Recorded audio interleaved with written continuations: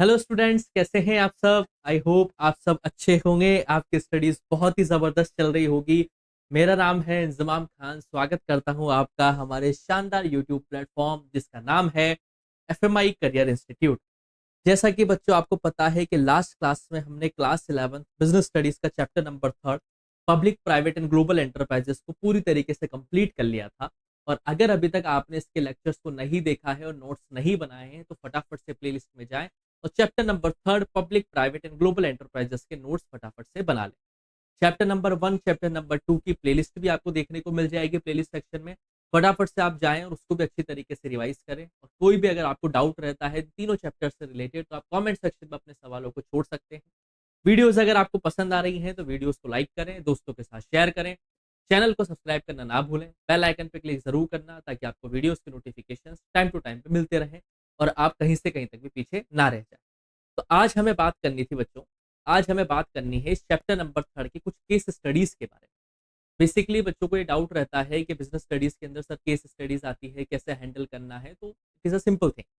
Business studies कोई मतलब इसके अंदर कोई जो केस स्टडी होती है वो इतना रॉकेट साइंस है नहीं, आराम से मैनेज हो जाता है। बस दो तीन चीजों को अच्छे से ध्यान रखना है।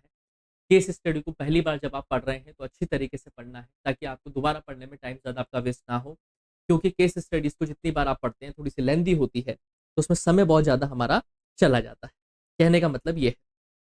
तो सिंपल है चीज़ें, कोई दिक्कत नहीं है। अभी हम कुछ लिमिटेड केस स्टडीज के साथ इस चैप्टर को रिवाइज करने की कोशिश करेंगे। Okay.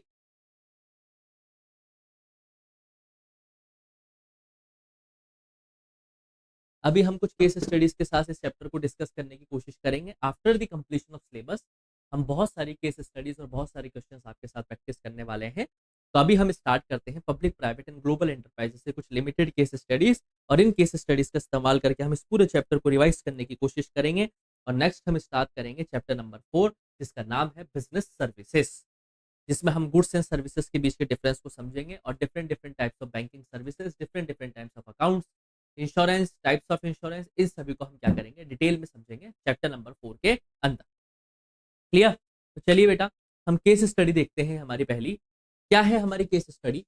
The government of India set up the Bharat heavy electricals limited to manufacture heavy electrical equipment. भारतीय सरकार ने एक BHEL यानी कि भारत हेवी इलेक्ट्रिकल्स लिमिटेड को सेटअप किया ताकि हैवी इलेक्ट्रिकल इक्विपमेंट को मैन्युफैक्चर किया जा सके।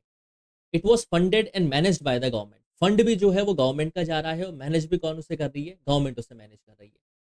ऑब्जेक्टिव है प्रमोट करना है इंडस्ट्रियलाइजेशन को और ज्यादा से ज्यादा एम्प्लॉयमेंट अपॉर्चुनिटीज को क्रिएट करना है। However in the early years, company के स्टार्टिंग में it faced problems like low productivity. काफी सारी problems Bharat heavy electricals limited ने फेस करी, जैसे प्रोडक्टिविटी का कम होना, इनएफिशिएंसी होना वर्कर्स की, यानी कि वर्कर्स जो है ऑप्टिमम यूटिलाइजेशन नहीं कर रहे हैं रिसोर्सेज का, जिससे कि क्या हुआ, कंपनी की प्रॉफिटेबिलिटी जो है वो कहीं ना कहीं सफर हुई। इस केस स्टडी के अकॉर्डिंग हमें इन तीन सवालों पे ध्यान देना है। Identify the type of public sector enterprise described here. यहाँ पे हमें बताना है कि कौन सा टाइप है पब्लिक सेक्टर का। भाई पब्लिक सेक्टर है, जाहिर सी बात है, क्योंकि मैनेज और फंडिंग गवर्नमेंट के जरिए दी जाती है।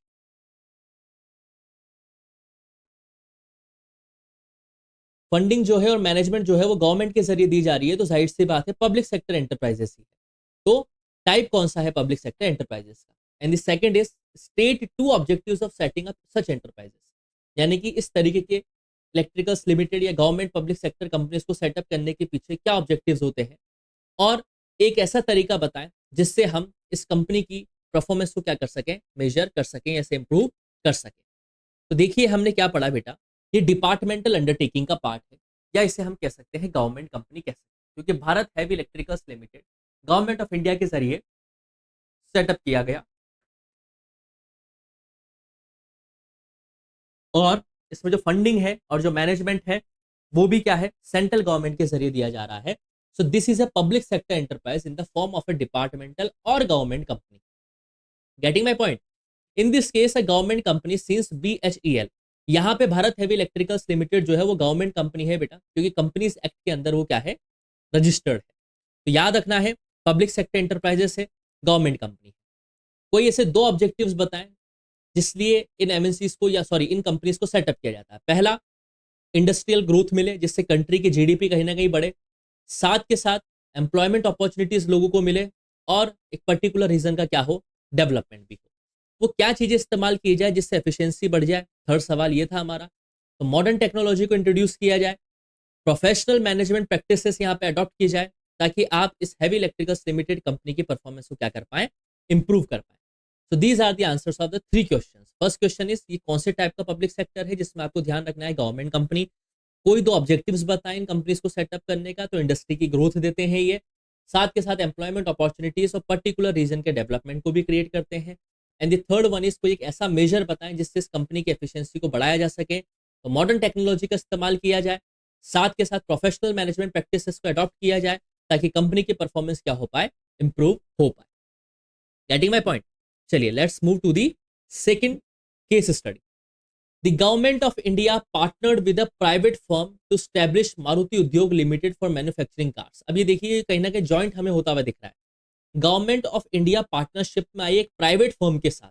Government of India public firm हो गई और एक प्राइवेट फर्म के साथ ये पार्टनरशिप में आई है, मारुति उद्योग लिमिटेड को सेटअप किया है ताकि कार्स को मैन्युफैक्चर कर पाए। गवर्नमेंट के पास 26% शेयर्स हैं, वहीं पर ये प्राइवेट फर्म जो है उसके पास 74% शेयर्स है। कोलैबोरेशन ये जो किया गया पब्लिक और प्राइवेट सेक्टर के बीच में, इसका मेन ऑब्जेक्टिव था कि फॉरेन टेक्नोलॉजी को इंडिया में लाया जाए, प्रोडक्शन को इंक्रीज किया जाए और साथ के साथ इंडिया के अंदर जो व्हीकल्स की क्वालिटी है उसे इंप्रूव किया जाए। पहला सवाल निकल के आता है कि कौन सा टाइप ऑफ एंटरप्राइजेस है। भाई पब्लिक भी है और प्राइवेट भी है, यानी कि गवर्नमेंट ने पार्टनरशिप करी है किसके साथ, एक प्राइवेट कंपनी के साथ। सेकंड पूछ रहा है, explain two benefits of this type of enterprises. ये जो भी एंटरप्राइजेस है उसके क्या दो बेनिफिट्स होते हैं। थर्ड पूछ रहा है, how does it differ from A Holi government owned enterprise. ये किस तरीके से डिफरेंट है एक पूरी तरीके से जो गवर्नमेंट की ओनरशिप के साथ कंपनी है, जो गवर्नमेंट कंपनी उसके साथ ही किस तरीके से डिफरेंट होती है। तो चलिए इसके आंसर्स को हम ढूंढते हैं बेटा। पहला हमसे पूछा गया कि कौन सा टाइप ऑफ एंटरप्राइजेस है जिसमें गवर्नमेंट ऑफ इंडिया ने पार्टनरशिप करी प्राइवेट फर्म के साथ। तो यहाँ पे पब्लिक और प्राइवेट दोनों मिलकर काम कर रहे हैं, तो ये कौन सा टाइप ऑफ एंटरप्राइज हो जाएगा बेटा, ज्वाइंट सेक्टर एंटरप्राइज हो जाएगा। ज्वाइंट सेक्टर एंटरप्राइज वो होता है जिसमें पब्लिक और प्राइवेट दोनों मिलकर क्या कर रहे हैं, काम कर रहे हैं। इस टाइप ऑफ एंटरप्राइजेस के क्या बेनिफिट्स होते हैं, तो जाहिर सी बात है सोशल वेलफेयर इनका मोटिव होता है। क्लियर है कि नहीं ये बात, जिससे बढ़िया अच्छे से काम हो पाता है, साथ के साथ रिसोर्सेज ज्यादा से ज्यादा मोबिलाइज हो पाते हैं और फॉरेन टेक्नोलॉजी और इन्वेस्टमेंट को हम अट्रैक्ट कर पाते हैं। अब ये डिफरेंट कैसे है पूरी तरीके से गवर्नमेंट ओन्ड कंपनी से। जो गवर्नमेंट ओन्ड कंपनी होती है उसमें गवर्नमेंट के पास 100% जो शेयर होता है, 100% कंट्रोल होता है, 100% मैनेजमेंट गवर्नमेंट का होता है। वहीं पर ही ज्वाइंट सेक्टर एंटरप्राइजेस के अंदर ओनरशिप और मैनेजमेंट जो होती है बेटा, वो गवर्नमेंट और प्राइवेट पार्टनर्स के बीच में शेयर करी जाती है। जैसा भी हमने पढ़ा कि 26% स्टेक किसके पास है, गवर्नमेंट के पास, एंड 74% स्टेक किसके पास है, प्राइवेट सेक्टर के पास।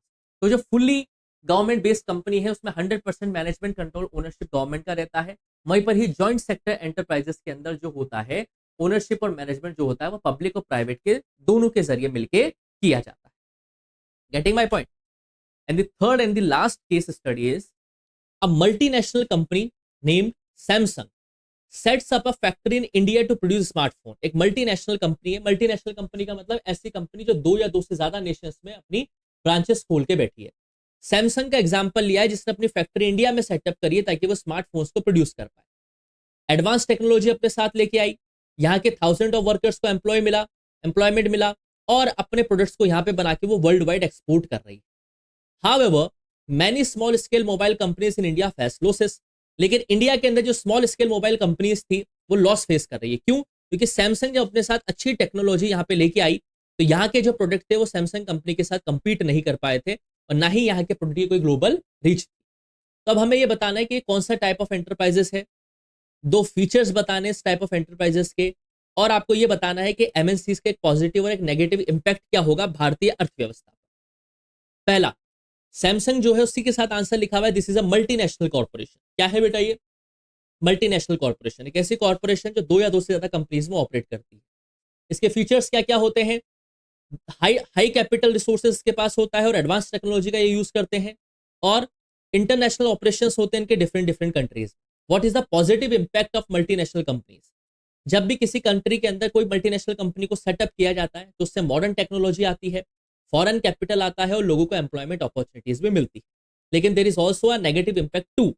नेगेटिव इंपैक्ट क्या है कि टफ कंपटीशन क्रिएट हो जाता है लोकल प्रोड्यूसर्स के लिए, क्योंकि उनकी रीच भी जो है लिमिटेड है, और साथ के साथ जो बाहर वाली मल्टीनेशनल कंपनी लेके आ रही है उसके पास मॉडर्न टेक्नोलॉजी भी है। तो कहीं ना कहीं जो लोकल प्रोड्यूसर्स होते हैं, जो डोमेस्टिक प्रोड्यूसर्स होते हैं, उनको एक टफ कंपटीशन फेस करना पड़ता है, कभी कभी लॉस भी उठाना पड़ता है, जिसकी वजह से क्या हो जाते हैं बेटा, वो नुकसान में चले जाते हैं। Getting my point? So this is the 3 case studies about the chapter number 3, public private and global enterprises. और भी बहुत सारे क्वेश्चंस आपके लिए लेके आऊंगा बेटा, लेकिन अभी आपको अच्छी तरीके से पढ़ना है। कोई भी आपको डाउट रहे तो आप कमेंट सेक्शन में अपने सवालों को छोड़ सकते हैं। वीडियोस पसंद आ रही हैं तो वीडियोस को लाइक करें, दोस्तों के साथ शेयर करें, चैनल को सब्सक्राइब करना ना भूलें, बेल आइकन पे जरूर क्लिक करें ताकि आपको वीडियोस के नोटिफिकेशन टाइम टू टाइम मिलते रहें। जल्दी ही मिलूंगा आपसे नेक्स्ट चैप्टर में, चैप्टर नंबर 4 जिसका नाम है बिजनेस सर्विसेज। उसके शानदार नोट्स हम बनाएंगे। जल्दी ही मिलता हूं आपसे, तब तक के लिए आप लोग पढ़ते रहिए, मस्त रहिए। Thank you.